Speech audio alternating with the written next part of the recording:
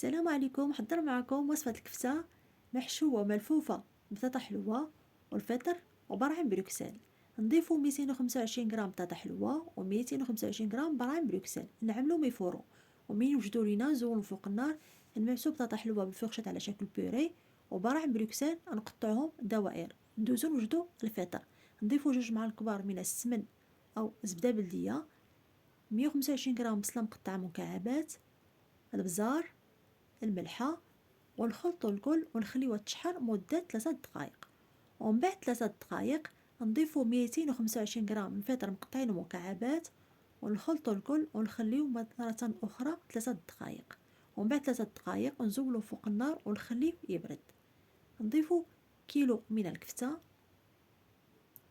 125 غرام بصلة مقطع مكعبات، 15 غرام معدنوس مفروم، ملعقة كبيرة من الزعتر طازجة مفرومة، ملعقة صغيرة مسحوق بصل، ملعقة صغيرة مسحوق ثوم، 2 معالق كبار خردل مجفف مطحون، ملعقة كبيرة بذور قزبور مطحون، الملحة،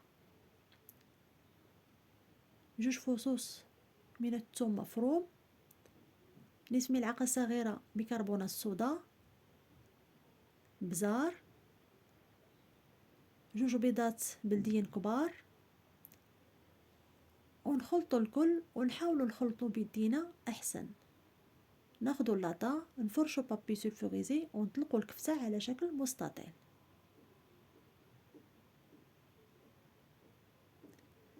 نضيفو بيوري بطاطا حلوة،